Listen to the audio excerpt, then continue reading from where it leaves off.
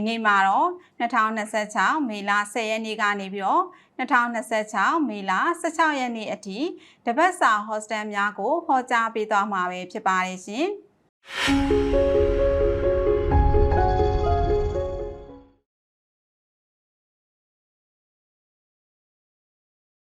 မင်္ဂလာပါရှင်ကျမကတော့လက်ရှိမြင်းသိမ်ခါဗီဒီယို application မှာဗီဒီယိုဟောကြားပေးနေတဲ့ဆရာမဒေါ်စုမြတ်ထွန်းပဲဖြစ်ပါတယ်ဒီနေ့မှာတော့2026မေလ10ရက်နေ့ကနေပြီးတော့2026မေလ16ရက်နေ့အထိတပတ်စာဟော့စတန်များကိုဟောကြားပေးသွားမှာပဲဖြစ်ပါတယ်ရှင်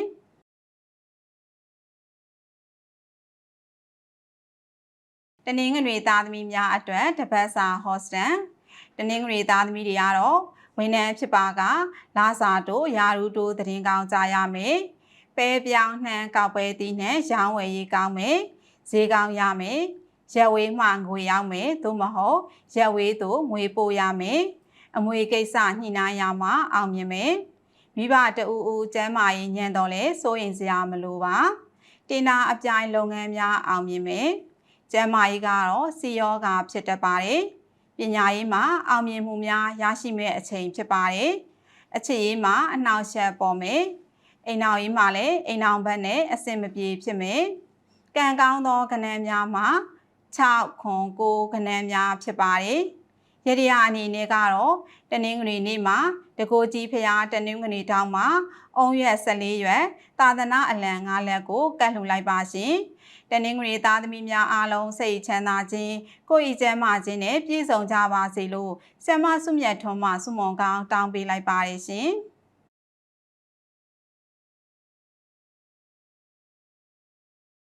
တနင်္လာသားသမီးများအတွက်တပတ်စာဟော့စတန်တနင်္လာသားသမီးတွေကတော့ပြည်ပမှာအလုပ်ရှာနေပါကသို့မဟုတ်ပြည်ပကိုအလုပ်လှမ်းလျှောက်ထားပါကအလုပ်ရမယ်မြေအယောင်းဝယ်ကိစ္စမှာစရန်ငွေအပေးယူစာချုပ်ချုပ်ဆိုရမယ်တယ်လီဖုန်းအသေးဝင်မယ်စက်တူရှယ်ယာလုပ်ငန်းပေါ်လာပါကလုပ်ပါအောင်မြင်မယ်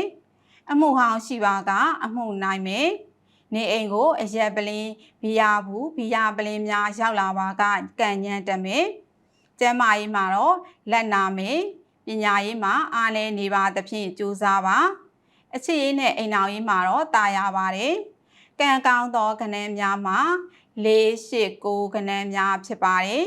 ရတရားအနေနဲ့ကတော့တနင်္လာနေ့မှာတကိုကြီးဖျားတနင်္လာတောင်မှာခရီး24ညွန်လှူပါခေါင်းလောင်း6ချက်ထိုးပေးပါတနင်္လာသားသမီးများအားလုံးစိတ်ချမ်းသာခြင်းကိုယ်ဤကျန်းမာခြင်းနဲ့ပြည့်စုံကြပါစေလို့ဆရာမစုမြတ်ထွန်းမှဆုမွန်ကောင်းတောင်းပေးလိုက်ပါတယ်ရှင်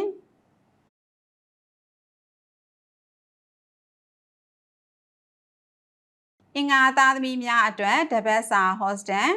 အင်္ဂါသားသမီးတွေကတော့မျှော်လင့်ထားသောငွေရမယ့်သတင်းကောင်းကြားရမယ်ရရန်ရှိသောငွေများဝင်မယ်အလုပ်သစ်အတွက်အင်တာဗျူးဝင်ရမယ်ဝင်ရရင်လည်းအောင်မြင်မယ်နိုင်ငံခြားမှာမှာယူထားသောပစ္စည်းများရရှိမယ်နိုင်ငံခြားခရီးအတွက်ကုညီမဲ့သူပေါ်လာမယ်အမှုဟောင်းရှိပါကအမှုနိုင်မယ်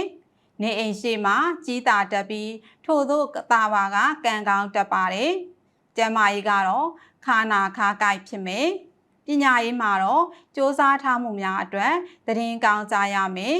အခြေရေးမှာကံကောင်းပါတယ်ချစ်သူထံမှလက်ဆောင်ရမယ်ချစ်သူမရှိပါကချစ်သူရမယ်အိမ်နောက်ရေးမှာလည်းတာယာပါတယ်ကံကောင်းသောကဏ္ဍများမှာ1 2 4ကဏ္ဍများဖြစ်ပါတယ်ရတရားအနေနဲ့ကတော့အင်္ဂါနေ့မှာတကိုကြီးဖရာအင်္ဂါတောက်မှာအုံကိုညွန့်ရွက်လာကိုညွန့်ဒန်းကိုညွန့်ကတ်လှူလိုက်ပါရှင်အင်္ဂါသားသမီးများအားလုံးစိတ်ချမ်းသာခြင်းကိုယ်ဤကျန်းမာခြင်းနဲ့ပြည့်စုံကြပါစေလို့ဆရာမစုမြတ်ထွန်းမှဆုမွန်ကောင်းတောင်းပေးလိုက်ပါရရှင်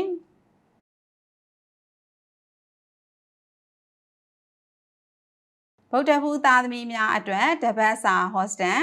ဗုဒ္ဓဘုသားသမီးတွေကတော့အိမ်နေရာရွှေပြောင်းပေါ်မယ်သို့မဟုတ်အိမ်သစ်တက်ရမယ်ဆိုင်သစ်ဖွင့်ခြင်းလုပ်ငန်းသစ်လုပ်ခြင်းများပြုလုပ်ရမယ်အောင်မြင်မယ်ဝန်ထမ်းဖြစ်ပါကလုပ်ငန်းခွင်မှာဖိအားများမယ်အတိုက်ခိုက်ပေါ်မယ်ပြောင်းနေသောပစ္စည်းပြန်တွေ့မယ်လောင်းကစားဒုက္ခပေးမယ်ကြောင်မြတ်ရနာရောင်းဝယ်မှာကောင်းမွန်မယ်အလှူဒါနပြုလုပ်ရမယ်ကျမ်းမာရေးမှာတော့ချောင်းဆိုးမယ်ပ ညာရေးမှာအနှောက်အယှက်အနည်းငယ်ပေါ်မယ်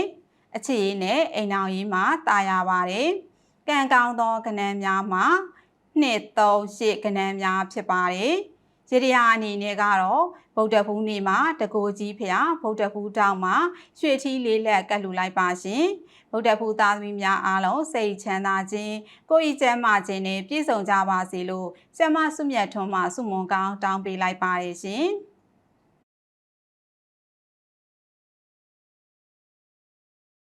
ကြာသာပရိသားသမီးများအတွက်တပတ်စာဟော့စတန်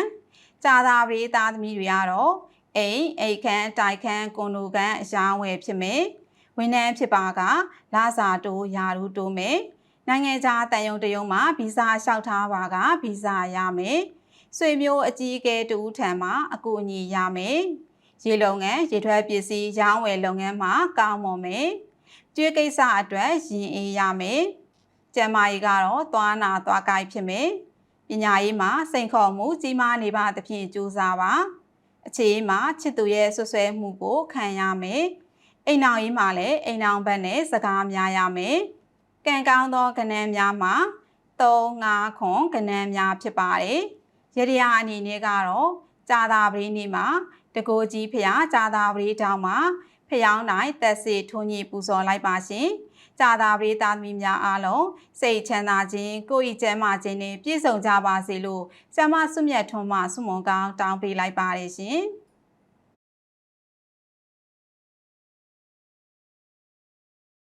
တောက်ကြသားသမီးများအတွက်တပတ်စာဟော့စတန်တောက်ကြသားသမီးတွေကတော့ဝန်ထမ်းဖြစ်ပါကလုပ်ငန်းခွင်မှာပြဿနာအနေငယ်ပေါ်မယ်သို့တော့အောင်မြင်စွာဖြေရှင်းနိုင်မယ်နိုင်ငံခြားမှငွေရောက်မယ်သို့မဟုတ်နိုင်ငံခြားငွေဝင်မယ်အိမ်ပြင်ချင်းအိတ်သေးဆောက်ခြင်းပြုလုပ်ရမယ်မော်တော်ကားအရောင်းဝယ်ဖြစ်မယ်တောင်ကုန်းတောင်တန်းဘက်ကိုခရီးထွက်ရမယ်ကျွေးဟောင်းပြန်ရမယ်သို့မဟုတ်ပြန်ဆက်နိုင်မယ်ကျန်းမာရေးကတော့ခေါင်းမူခေါင်းကိုက်ဖြစ်မယ်ပညာရေးမှာအခြေအနေကောင်းနေပါတယ်အခြေအနေနဲ့အိမ်အောင်ရေးမှာလည်းတာယာပါတယ်ကံကောင်းသောကဏ္ဍများမှာ9 6 8ကဏ္ဍများဖြစ်ပါတယ်ရတရားအနေနဲ့ကတော့တောက်ကြနေ့မှာနေအိမ်ဖျားအကြောင်းဆောင်မှာအဝါရောင်တစ်တီး6လုံးကတ်လူလိုက်ပါရှင်တောက်ကြသားသမီးများအားလုံးစိတ်ချမ်းသာခြင်းကိုယ်ဤကျမ်းမာခြင်းနဲ့ပြည့်စုံကြပါစေလို့ဆရာမဆုမြတ်ထွန်းမှဆုမွန်ကောင်းတောင်းပေးလိုက်ပါတယ်ရှင်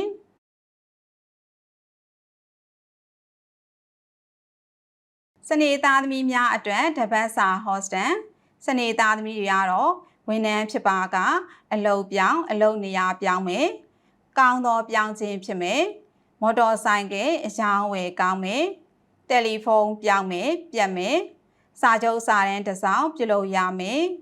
လေယာသုံးစက်ပစ္စည်းဝင်မယ်မော်တော်ကားအတွက်ငွေကုန်မယ်စိတ်ညစ်ရမယ်အိမ်ရဲ့အနောက်တောင်အရက်မှာမီလောင်မီလန့်ဖြစ်မယ်ထို့သောဖြစ်ပါကဖနက်ဟောင်းတရံကိုစွန့်ပစ်ပါ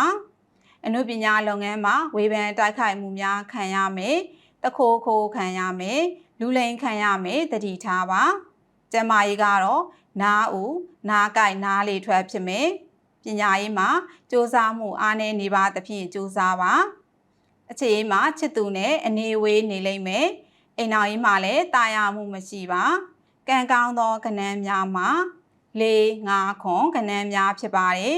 ရတရားအနေနဲ့ကတော့စနေနေ့မှာတကိုးကြီးဖျားစနေတောင်မှာထီးဖြူ9လက်ကတ်လူလိုက်ပါရှင်စနေသားသမီးများအားလုံးစိတ်ချမ်းသာခြင်းကိုယ်ဤကျမ်းမာခြင်းနဲ့ပြည့်စုံကြပါစေလို့ဆရာမဆုမြတ်ထွန်းမှဆုမွန်ကောင်းတောင်းပေးလိုက်ပါတယ်ရှင်မင်းသိင်္ခဖေးတဲ့ application တွေဆရာကြီးဦးဝင်းစောတစ်တော်ဆရာဦးဟိန်းထက်စောဆရာမတော်စုနေရတနာဆရာမတော်မေတ္တနာဆရာမတော်ကြည်စင်တန့်ဆရာမတော်ပိုးဟေတာနတီဆရာဦးကောင်းကျော်စောဆရာမတော်ခင်စုဟေတာဆရာမတော်စုမြတ်ထွန်းဆရာမတော်ရွှေရုံးမြတ်အိမ်တို့ဖြင့်ပြည်ရင်းပြည်ပမှဓာတ်ရိုက်ဗီဒီယိုကောဖြင့်ဖေးနေမင်းမြတ်နိုင်ပါပြီရှင်ခုနှစ်ရက်သားသမီးများအတွက်စောင်းရန်ရှောင်းရန်တပတ်စာကံကြမ္မာကိုမင်းသိင်္ခဖေးတဲ့ YouTube Channel တွင်လည်းကြည့်ရှုနိုင်ပါတယ်ရှင်မင်းသိင်္ခဖေးတဲ့ application ကိုအသုံးပြုသူမိဘပြည်သူအပေါင်းအနာရောဂါကင်းရှင်းပြီးစိတ်ချမ်းသာကိုယ်ကျန်းမာပါစေကြောင်းဆုမွန်ကောင်းတောင်းပေးလိုက်ပါတယ်ရှင်